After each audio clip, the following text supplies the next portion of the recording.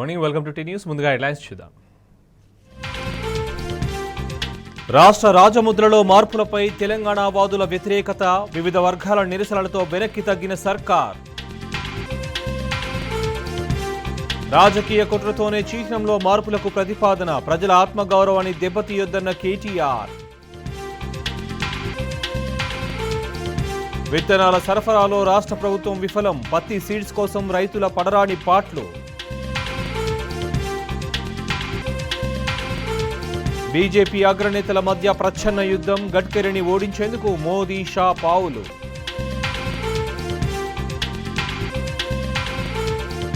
దేశంలో అమాంతం పడిపోయిన గోధుమల ఉత్పత్తి, 17 ఏళ్ల కనిష్టానికి నిల్వలు, దిగుమతులపై ఆధారపడే దుస్థితి. కేరళ రాష్ట్రాన్ని తాకిన నైరుతి రుతుపవనాలు, జూన్ 10 నాటికి తెలంగాణలోకి ప్రవేశం. రాష్ట్ర అధికారిక చిహ్నం తెలంగాణ తల్లి విగ్రహంలో మార్పు చేర్పులపై ప్రభుత్వం వెనక్కి తగ్గింది. తెలంగాణ వాదులు ప్రజల నుంచి తీవ్ర వ్యతిరేకత వస్తుండటంతో తాము తీసుకున్న ఏకపక్ష నిర్ణయాన్ని వాయిదా వేసింది. అసెంబ్లీలో చర్చించాకే వీటిపై నిర్ణయం తీసుకుంటామని సీఎం రేవంత్ రెడ్డి ప్రకటించారు. జై జై హే తెలంగాణ గేయాన్ని రాష్ట్ర గీతంగా కేబినెట్ ఆమోదించినట్లు తెలిపారు.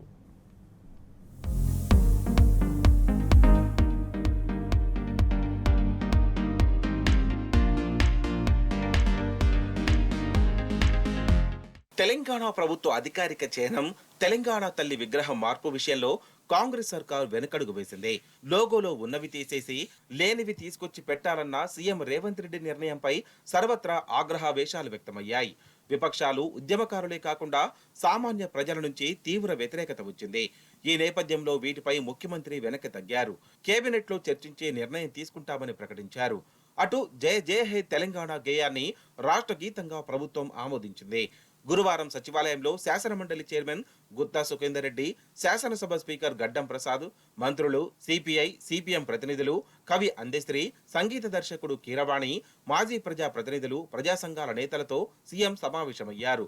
రాష్ట్ర గీతంతో పాటు దశాబ్ది ముగింపు వేడుకల నిర్వహణపై చర్చించారు. ఈ సందర్భంగా కీరవాణి సంగీత సారథ్యంలోని యువ గాయకుల బృందం రాష్ట్ర గీతాన్ని ఆలపించింది.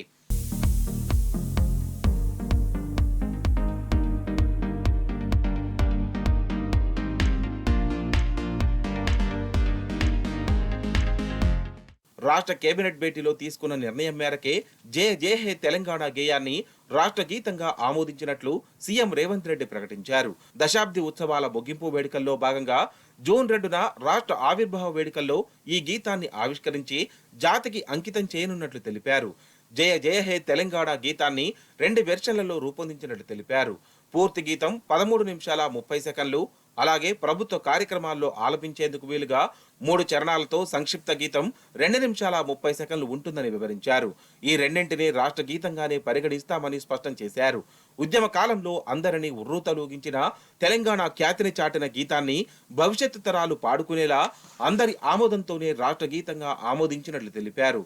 కవి, రచయిత అందెశ్రీ 20 ఏండ్ల కిందట రాసిన గీతాన్ని యథాతథంగా ఆమోదించామని చెప్పారు. ఆస్కార్ అవార్డు గ్రహీత కీరవాణి సంగీతంతో పాటు స్వరాలు కూడా కూర్చినట్లు తెలిపారు.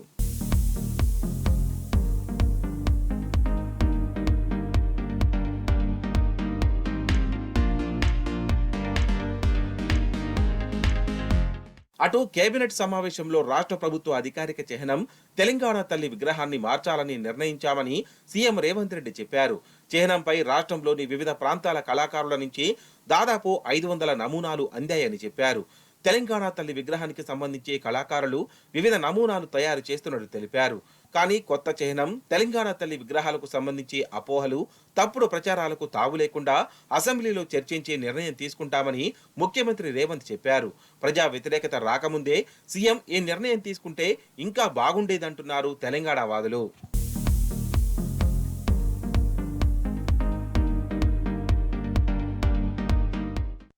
డామిట్, కథ అడ్డం తిరిగింది. రాష్ట్ర అధికారిక చిహ్నం మార్పు విషయంలో సీఎం రేవంత్ రెడ్డి వ్యూహం బెడిసికొట్టింది.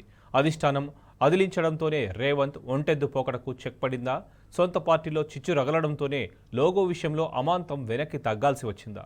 రాజముద్ర మార్పు వ్యవహారంలో అయిష్టంగానే సీఎం మాట మార్చారా? అందుకే అందరి ఆమోదంతో తుది నిర్ణయం అంటూ యూటర్న్ తీసుకున్నారా? ఈ ప్రశ్నలన్నిటికీ అటు కాంగ్రెస్ ఇటు ప్రభుత్వ శ్రేణులు అవుననే సమాధానం చెబుతున్నాయి.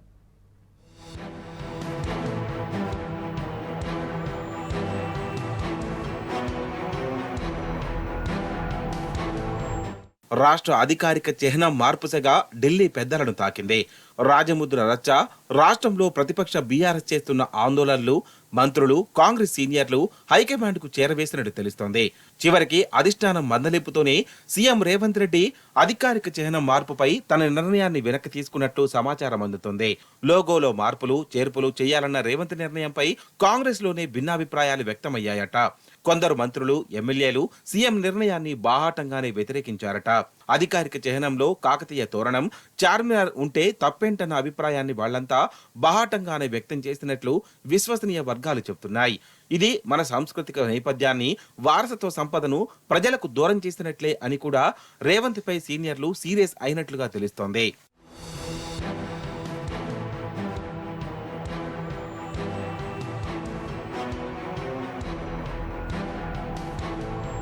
పదమూడు వందల ఏళ్ల చరిత్ర గల కాకతీయ కళాతోరణం, ప్లేగు వ్యాధిని ఎదుర్కోవడానికి స్ఫూర్తిగా 400 ఏళ్ల క్రితం నిర్మించిన చార్మినార్, ఈ రెండింటిని రాష్ట్ర రాజముద్ర నుంచి తొలగించాలన్న రేవంత్ నిర్ణయం బెడిసి కొట్టింది. ఈ రెండు రాచరికపు ఆనవాళ్లు కావని సొంత పార్టీ నాయకులే అన్నట్లు తెలుస్తోంది. అందుకే అధికారిక చిహ్నం మార్పుపై ముఖ్యమంత్రి రేవంత్ అయిష్టంగానే మాట మార్చారని మంత్రివర్గంలో, అసెంబ్లీలో చర్చించి అందరి ఆమోదం తీసుకున్నాకే మార్పులు, చేర్పులు అని చెప్పారని పార్టీ వర్గాల్లో చర్చ జరుగుతోంది.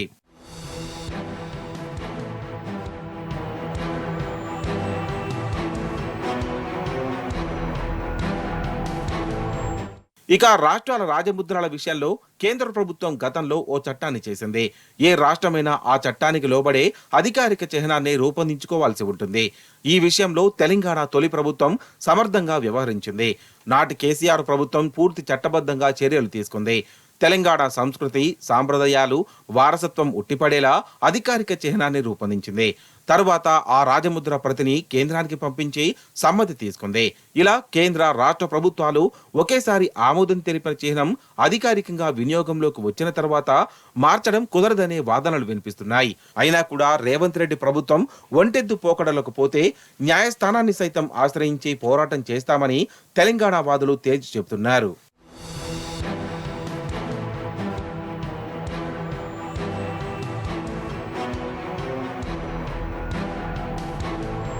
అధికార పీఠం ఎక్కిన నాటి నుంచి సీఎం రేవంత్ రెడ్డిది ఒకే పాట. గత 10 ఏళ్లలో ఏదో తప్పు జరిగినట్టు చిత్రీకరించడం, గత పాలకుల నిర్ణయాలను సవరిస్తామనడం, ప్రజలకు పాలన అందించే క్రమంలో ఏదో ఉక్రోషం, తొందరపాటు, తెలియని ప్రతీకారం, రగిలే అంతర్మదనం. తెలంగాణలో తొలి ముఖ్యమంత్రి కేసీఆర్ ఆనవాళ్లు లేకుండా చేస్తామనేంత స్థాయిలో కసి, తాను అనుకున్నది జరిగి తీరాలనే పంతం.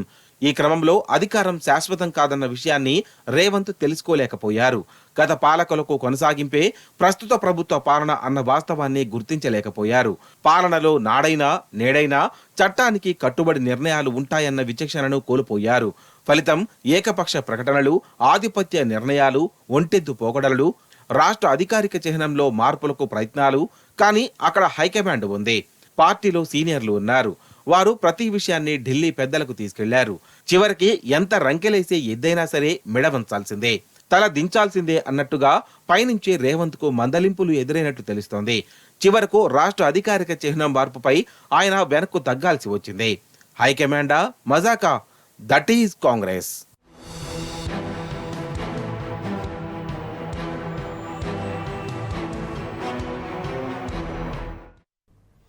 పరిపాలన చేతగాని వాళ్లే చరిత్రను చెరిపేయాలని చూస్తారు. ప్రభుత్వాన్ని ముందుకు నడిపే తెలివిలేని పాలకులే ఆనవాళ్లను తొలగించాలని కుట్రలు చేస్తారు. రాష్ట్రంలో ఇప్పుడు జరుగుతున్నది కూడా అదే. ప్రజలను, పరిపాలనను పూర్తిగా గాలికొదిలేసిన రేవంత్ రెడ్డి ప్రభుత్వం గత ప్రభుత్వానికి సంబంధించిన ఆనవాళ్లను పూర్తిగా చెరిపేసే కుట్రలకు పదును పెడుతోంది. అందులో భాగంగానే రాష్ట్ర ప్రభుత్వ లోగో నుంచి కాకతీయ కళాతోరణం, చార్మినార్ చిహ్నాలను తొలగించే పనికిమాలిన పని పెట్టుకుంది. కాంగ్రెస్ సర్కారు తుగ్లక్ చర్యలపై తెలంగాణ సమాజం బగ్గుమంటోంది. మన చారిత్రక వారసత్వానికి ప్రతీకలైన కాకతీయ కళాతోరణం, చార్మినార్ను లోగో నుంచి తొలగిస్తే సహించేది లేదని తెలంగాణ ప్రజలు హెచ్చరిస్తున్నారు. మన చారిత్రక గుర్తింపును చెరిపివేయాలని చూస్తే ఆందోళనలు చేపడతామని బీఆర్ఎస్ హెచ్చరించింది. సమాజంలోని అన్ని వర్గాల నుంచి వస్తున్న విమర్శలతో కాంగ్రెస్ సర్కారు తాత్కాలికంగా వెనకడుగు వేసినప్పటికీ ఆ నిర్ణయాన్ని పూర్తిగా వాపసు తీసుకోవాలన్న డిమాండ్లు సర్వత్రా వినిపిస్తున్నాయి. విశ్వనగరంగా గుర్తింపు పొందిన హైదరాబాద్ ప్రగతిని రేవంత్ సర్కారు మసకబారుస్తోందని BRS working president KTR fire అయ్యారు. కేవలం రాజకీయ కక్షతోనే ప్రభుత్వ లోగో నుంచి చార్మినార్ను తొలగించాలని నిర్ణయించారని ధ్వజమెత్తారు. కేసీఆర్ 10 ఏళ్ల ప్రగతిని కొనసాగించాలని అసమర్థ ప్రభుత్వమని మండిపడ్డారు.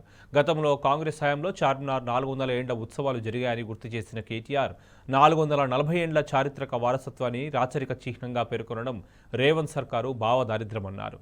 బీఆర్ఎస్ నేతలతో కలిసి చార్మినార్ వద్ద కేటీఆర్ నిరసన తెలిపారు. ప్రజలకు మేలు చేస్తుందని కాంగ్రెస్ ప్రభుత్వాన్ని ఎన్నుకుంటే మూర్ఖపు నిర్ణయాలతో ప్రజల ఆత్మగౌరవాన్ని దెబ్బతీస్తోందని నిప్పులు చెరిగారు కేటీఆర్.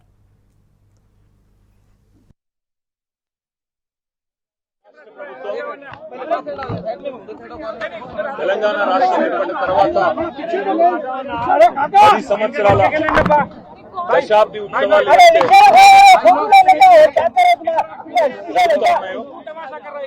ఈ దశాబ్ది ఉత్సవాల సందర్భంగా ఈ 10 ఏళ్లలో ఏదైనా మంచి జరిగిన పరిస్థితి ఉంటే దాని గురించి వివరంగా ప్రజలకు చెప్పాలి, దేశానికి చెప్పాలి. 10 ఏళ్లలో ఎన్నో త్యాగాలతో ఎన్నో పోరాటాలతో సాధించుకున్న తెలంగాణలో ఈరోజు దశాబ్ది ఉత్సవాలు నిజానికి ఒక పండుగ వాతావరణంలో, సంతోషభరితమైన వాతావరణంలో జరగాలి. మరి 10 ఏళ్లలో సాధించిన ప్రగతిని కాదని, 10 ఏళ్లలో జరిగిన పనిని కాదని, అభివృద్ధిని గుర్తించలేని ఒక మూర్ఖ మొండి వైఖరితో కేవలం కేసీఆర్ గారికి పేరు రాకూడదు, కేసీఆర్ గారి పేరు వినబడకూడదు అనే ఒక మూర్ఖపు ఆలోచనతో కాంగ్రెస్ ప్రభుత్వం ఏదైతే ఉందో ఇవాళ గత 10 ఏళ్లలో జరిగిన ప్రగతిని కానరానియకుండా, గత 10 ఏళ్లలో జరిగిన పనిని కానరానియకుండా కొన్ని మూర్ఖపు నిర్ణయాలు తీసుకుంటా ఉంది.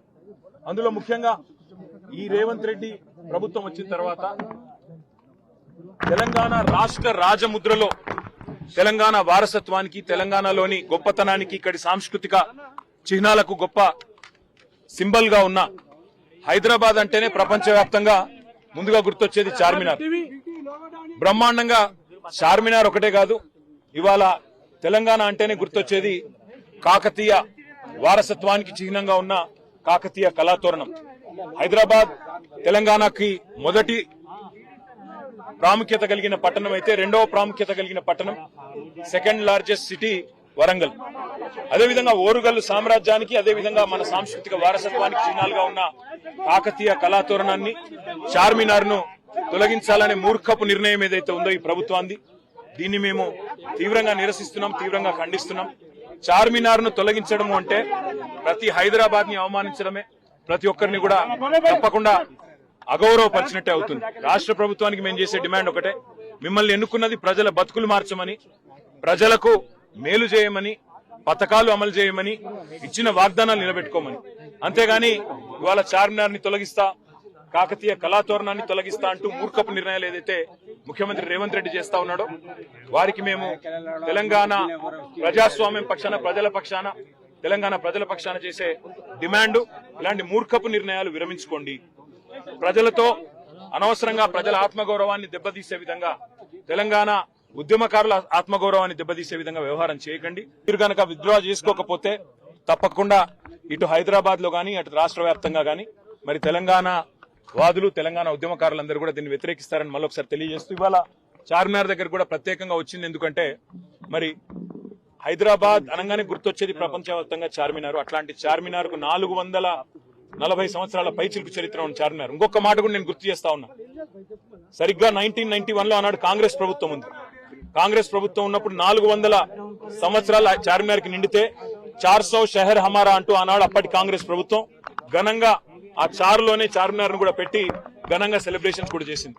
మరి ఆ రోజు కాంగ్రెస్ ఏమో చార్మినార్ అంత ఘనంగా కీర్తిస్తే ఈ రోజున్న కాంగ్రెస్ ప్రభుత్వం ఎందుకు వ్యతిరేకిస్తున్నది అనేది ముఖ్యమంత్రి చెప్పాలి. దీన్ని తప్పకుండా మేము వ్యతిరేకిస్తున్నాం, నిరసన కార్యక్రమాలు కూడా చేపడతామని చెప్పి కూడా తెలియజేస్తూ ప్రభుత్వం ఇప్పటికైనా మూర్ఖపు వైఖరి మానుకోవాలని చెప్పి కూడా విజ్ఞప్తి చేస్తాం. ప్రభుత్వ లోగో మార్పు విషయంలో ప్రభుత్వ విజ్ఞతతో నిర్ణయం తీసుకోవాలన్నారు ఎమ్మెల్సీ దేశపతి శ్రీనివాస్. కాకతీయ కళాతోరణాన్ని నెగటివ్ విషయంగా మార్చొద్దని సూచించారు. ట్యాంక్ బండ్ ముందు ఒక గేట్ వేళ కాకతీయ తోరణం ఉందని చెప్పారు. కాంగ్రెస్ ప్రభుత్వం అవివేకంతో నిర్ణయాలు తీసుకోవద్దని దేశపతి సూచించారు. ఈగోస్కు సంబంధించిన విషయం కాదు. ఇది ఎవరు విజయంగానో ఎవరు అపజయంగానో కూడా మనం భావించవలసినటువంటి అవసరం లేదు. మీరు విజ్ఞతతో నిర్ణయం తీసుకోండి. ఇప్పుడు దాంట్లో ఏదైనా కొత్త చేరుస్తారా చేర్చండి, లేదా అలాగే ఉంచండి. అంతేగాని ఆ ఉన్న 2 చిహ్నాలు తీసేయకండి. ఏదో పరేడ్ గ్రౌండ్స్లో కూడా కాకతీయ తోరణం పెట్టి ఏదో అపచారం చేసినట్టు తీసేశారట. అంటే నెగిటివ్ ఇమేజ్గా మార్చకండి దాన్ని, కాకతీయ తోరణాన్ని. అసలు నిజానికి వరంగల్ ముఖద్వారంగా కాకతీయ తోరణాన్ని నిర్మించింది కాంగ్రెస్ పార్టీ. ఇదివరకు కలెక్టరేట్ ముందట, వరంగల్ కలెక్టరేట్ ముందట కాకతీయ తోరణాన్ని నిర్మించింది కాంగ్రెస్ పార్టీ. ఇవాళకి మన ట్యాంక్ బండ్ ముందు మనకు ఒక ఆర్చ్ లాగా ఉన్నదేమిటి, గేట్వే లాగా ఉన్నదేమిటి, కాకతీయ తోరణమే కదా. మరి వీటన్నిటి కూల్చేస్తారా? అది నెగిటివ్ ఇమేజ్ అని భావిస్తారా? ఇది చాలా అవివేకపు చర్య, అసంగతమైనటువంటి చర్య. ఇప్పటికే విజ్ఞులైన వాళ్ళు ఆంధ్రజ్యోతిలో కె శ్రీనివాస్ గారు వ్యాసం రాసి చెప్పారు, చిహ్నాలు తీసేయకండి అని చెప్పారు. అట్లాగే అంపశయ్య నవీన్ గారు వరంగల్ నుంచి స్టేట్మెంట్ ఇచ్చారు. సింగిడి రచయితల సంఘం వాళ్ళు ఫేస్బుక్లో పోస్ట్ పెట్టినారు, ఇది కరెక్ట్ కాదు అని. సంగిశెట్టి శ్రీనివాస్ లాంటి పరిశోధకులు చెప్తున్నారు, చాలామంది చెప్తున్నారు. విజ్ఞులైన వాళ్ళు పాసిం యాదగిరి గారు వద్దని చెప్పారు, అనేక మంది చెప్తున్నారు. ఇన్నయ్య గారు చెప్పారు, ఇవి మార్చకండి అని చెప్పి అందరూ మాట్లాడుతున్నారు. కనుక తెలంగాణ సమాజం మిమ్మల్ని కోరుతున్నది ఈ ప్రయత్నాన్ని మానుకోమని. ఈ ప్రభుత్వం మానుకుంటుందని ఆశిస్తున్నాను. ఇది ఈగోస్కు సంబంధించిన విషయం కాదు, దీన్ని ఈగోస్ ప్రకారం చూడొద్దు. కేసీఆర్ ఆనవాళ్ళు మలిపేస్తామనే ఒక సంకుచిత దృక్పథంతో మీరు కాకతీయుల ఆనవాళ్ళు తీసేస్తున్నారు. ఇది చాలా తప్పు. ఇది కాకతీయ తోరణం ఏమి కేసీఆర్ నిర్మించలేదు కదండి, చారిత్రకమైనటువంటి గుర్తుగా ఆయన దాన్ని దాంట్లో పొందుపరిచారు. అది కూడా కేసీఆర్ ఒంటెత్తుపోకడతో తీసుకున్న నిర్ణయం కాదు. అంతకుముందు ఫేస్బుక్లో పాపులర్ అయింది, ప్రజల నుంచి వచ్చిన ప్రతిపాదన ఈ రకంగా లోగో ఉండాలని చెప్పి. దాన్ని గ్రహించండి, అనవసరమైన పట్టుదలకు పోకండి అని చెప్పి నేను ముఖ్యమంత్రి రేవంత్ రెడ్డి గారికి, కాంగ్రెస్ ప్రభుత్వానికి హితవు పలుకుతున్నాను, శ్రేయస్సు చెప్తున్నాను, మంచి కోరి చెప్తున్నాను. అర్థం చేసుకోండి.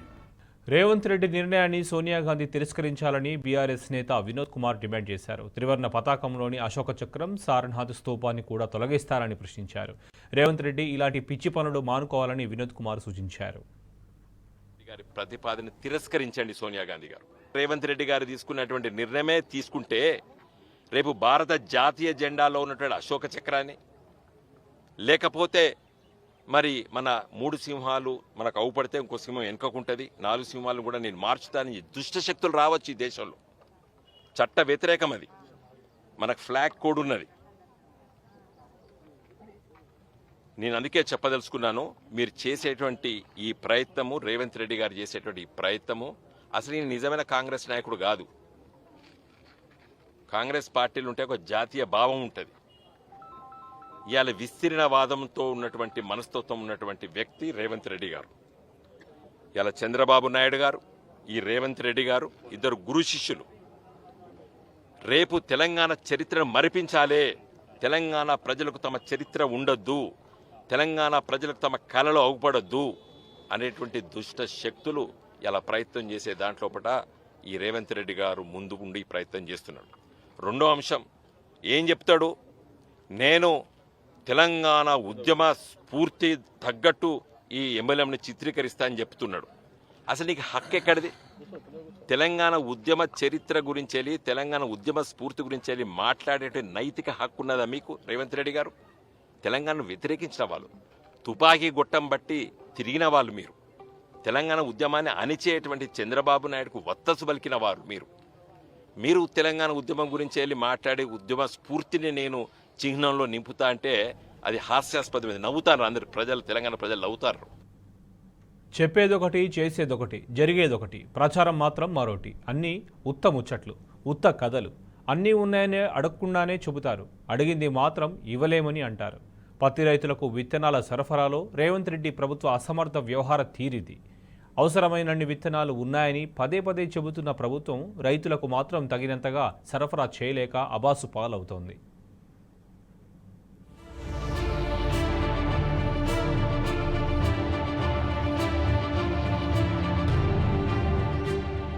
పత్తి విత్తనాల సరఫరాలో రాష్ట్ర ప్రభుత్వం విఫలమైంది. అంచనాల్లో సర్కారు లెక్క తప్పినట్లే కనిపిస్తోంది. 1,26,00,000 విత్తనాల ప్యాకెట్లు అవసరం కాగా అందుబాటులో 68 లక్షల ప్యాకెట్లే ఉండడం ప్రభుత్వ వైఫల్యాన్ని కళ్లకు కడుతోంది. అవి కూడా డిమాండ్కు లేని విత్తనాలు ఇస్తూ కొరత లేదని చెప్పుకుంటోంది. పచ్చిరొట్ట విత్తనాల పంపిణీలోనూ అదే తీరు.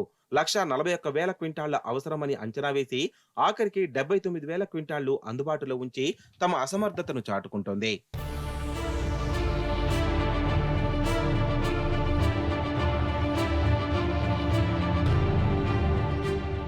ఈ సీజన్లో 60 లక్షల ఎకరాల్లో పత్తి సాగవుతుందని వ్యవసాయ శాఖ అంచనా వేసింది.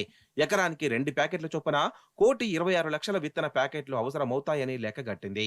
ఈ మేరకు విత్తన ప్యాకెట్లను అందుబాటులో ఉంచడంలో వ్యవసాయ శాఖ విఫలమైందని ఆరోపణలు వెల్లువెత్తుతున్నాయి.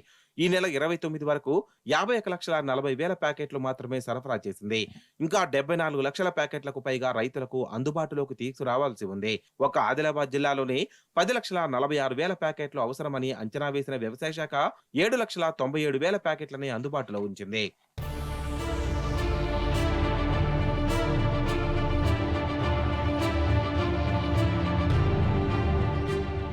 పచ్చిరొట్ట విత్తనాల సరఫరాలోనూ ఇదే పరిస్థితి. 1,41,000 క్వింటాళ్ల విత్తనాలు రైతులకు అందించాలని నిర్ణయించిన ఈ నెల 29 వరకు 79,261 క్వింటాళ్ల విత్తనాలను మాత్రమే అందుబాటులో ఉంచింది. ఇప్పటికే 54,162 క్వింటాళ్ల విత్తనాలను రైతులు కొనుగోలు చేశారు. ఇంకా 61,739 క్వింటాళ్ల విత్తనాలను అందుబాటులోకి తీసుకురావాల్సి ఉంది. డిమాండ్ ఎక్కువగా ఉన్న జీలుగ విత్తనాలు 1,20,000 క్వింటాళ్లు అవసరమని అంచనా వేసిన వ్యవసాయ శాఖ కేవలం 65,668 క్వింటాళ్ల విత్తనాలనే అందుబాటులో ఉంచింది.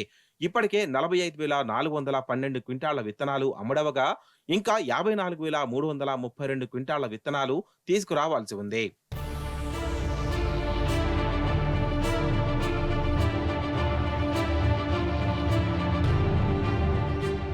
అన్నీ ఉన్నాయి, మీరు అడిగింది మాత్రం తప్ప అన్నట్లే విత్తనాల సరఫరా వ్యవహారంలో ప్రభుత్వ తీరు ఉంది. మార్కెట్లో అనేక కంపెనీల పత్తి విత్తనాలు అందుబాటులో ఉన్న రైతులు 1-2 కంపెనీల విత్తనాలనే కోరుకుంటున్నారు. వాటిని కాకుండా ఇతర విత్తనాలను అందుబాటులో పెట్టి విత్తనాల కొరతే లేదంటూ ప్రభుత్వం చెబుతుండడంపై తీవ్ర విమర్శలు వ్యక్తమవుతున్నాయి. విత్తనాలు అంచనా, సరఫరా లెక్కలపై వ్యవసాయ శాఖ అధికారులు అంచనాలు విఫలమవడం, 15 రోజుల క్రితమే సమస్య వెలుగులోకి వచ్చినా పరిష్కారానికి చర్యలు తీసుకోకపోవడమే పత్తి రైతు కష్టాలకు కారణమవుతుందని ఆరోపణలు వినిపిస్తున్నాయి.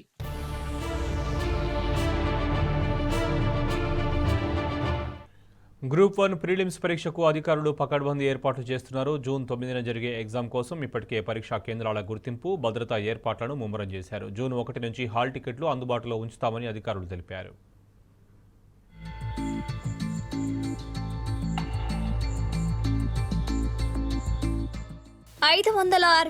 గ్రూప్ 1 పోస్టుల భర్తీ కోసం ప్రిలిమినరీ పరీక్ష నిర్వహణకు టీజీపీఎస్సీ పకడ్బందీ ఏర్పాట్లు చేస్తుంది. జూన్ 9న ఉదయం 10:30 మధ్యాహ్నం 1 గంట వరకు పరీక్ష జరగనుంది. షెడ్యూల్ ప్రకారం వచ్చే నెల 1 నుంచి హాల్ టికెట్లు వెబ్సైట్లో అందుబాటులో ఉండనున్నాయి. 4 లక్షల మందికి పైగా హాజరయ్యే గ్రూప్ 1 ప్రిలిమ్స్ ను ఒక్క రోజులోనే పూర్తి చేసేందుకు ఓఎంఆర్ పద్ధతిలో పరీక్ష నిర్వహించాలని టీజీపీఎస్సీ నిర్ణయించింది. ఈ విషయాన్ని అభ్యర్థులకు తెలియజేస్తూ వెబ్ నోట్ జారీ చేసింది.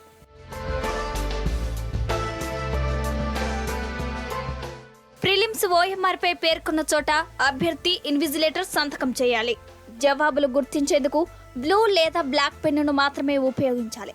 ప్రశ్న పత్రంలో ఇంగ్లీష్ పదాలు, వాక్యాల అర్థం తెలుగులో సరిగా అనువాదం కాకుంటే ఇంగ్లీష్ వర్షన్ కాపీని పరిగణలోనికి తీసుకుంటారు.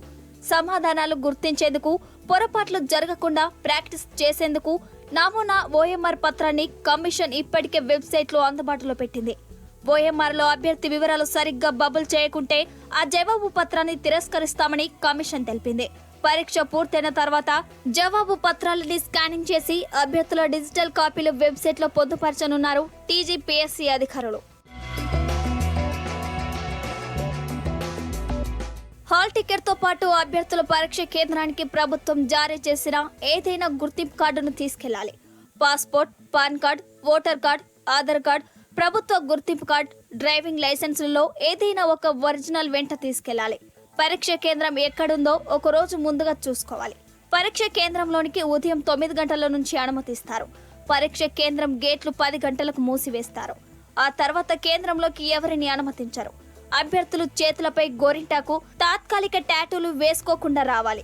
షూలు కాకుండా సాధారణ చెప్పులను ధరించి పరీక్షకు హాజరు కావాలని టీజీపీఎస్సీ ప్రకటించింది.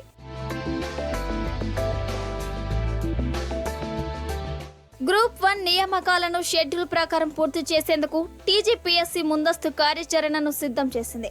ఫిబ్రవరిలో ఉద్యోగ ప్రకటన జారీ చేసిన వెంటనే జూన్ 9న ప్రిలిమినరీ పరీక్ష నిర్వహించనున్నట్లు వెల్లడించింది. మెయిన్స్ పరీక్షలు అక్టోబర్ 21న ప్రారంభమవుతాయని ప్రకటించింది. దీంతో ప్రిలిమినరీ పరీక్ష రాసిన అభ్యర్థులు మెయిన్స్ పరీక్షలకు ప్రణాళికబద్ధంగా సిద్ధమయ్యేందుకు వీలు కలుగుతుంది.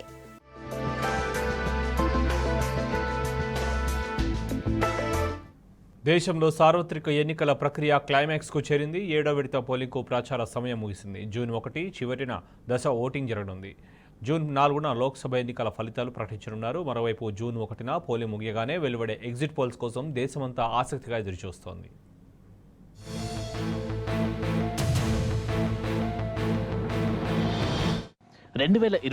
సార్వత్రిక ఎన్నికలు చివరి అంకానికి చేరుకున్నాయి.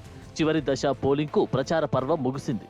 జూన్ 1న 8 రాష్ట్రాల్లో ఉదయం 7 గంటల నుంచి సాయంత్రం 6 గంటల వరకు 57 లోక్సభ నియోజకవర్గాల్లో పోలింగ్ జరగనుంది.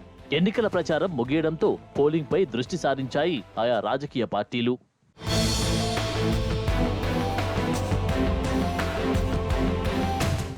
ఏప్రిల్ 19న ప్రారంభమైన 2024 సార్వత్రిక ఎన్నికల చివరి దశ పోలింగ్కు అంతా సిద్ధమవుతుంది. జూన్ 1న తుది దశ పోలింగ్ జరగనుంది. 8 రాష్ట్రాల్లో పోలింగ్కు సంబంధించి అన్ని ఏర్పాట్లు పూర్తి చేశారు ఈసీ అధికారులు. బీహార్లో 8, ఛత్తీస్గఢ్ 1, హిమాచల్ ప్రదేశ్ 4, జార్ఖండ్ 3, ఒడిశా 6, పంజాబ్ 13, ఉత్తరప్రదేశ్ 13, వెస్ట్ బెంగాల్ 9 లోక్సభ నియోజకవర్గాల్లో ఎన్నికలు జరగనున్నాయి. ఈ ఎన్నికలతో దేశంలో పోలింగ్ ప్రక్రియ ముగియనుంది.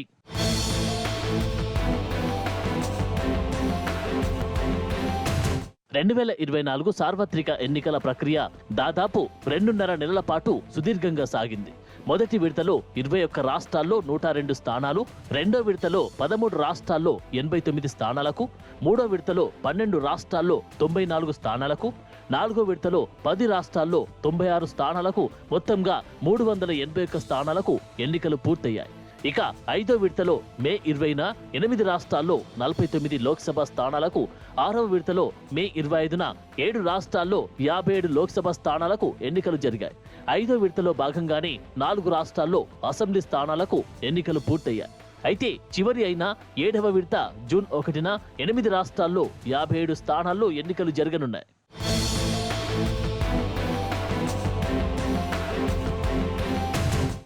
ఇక 2024 సార్వత్రిక ఎన్నికల సమరం ముగియడంతో జూన్ 4న ఫలితాలు వెలువడనున్నాయి. అదే రోజున ఆంధ్రప్రదేశ్, ఒడిశా రాష్ట్రాల అసెంబ్లీ ఎన్నికల ఫలితాలు కూడా తెలియనున్నాయి. సిక్కిం, అరుణాచల్ ప్రదేశ్ అసెంబ్లీ ఫలితాలు మాత్రం జూన్ 2న ప్రకటించేందుకు ఎన్నికల కమిషన్ ఏర్పాట్లు పూర్తి చేసింది. అయితే అంతకన్నా ముందే జూన్ 1న సాయంత్రం 6 గంటల తర్వాత ఎగ్జిట్ పోల్స్ వెలువడనున్నాయి. ఎగ్జిట్ పోల్స్ ఎవరిని విజేతగా నిలుస్తాయోనన్న అంచనాలు అందరిలోనూ హై లెవెల్కి చేరాయి.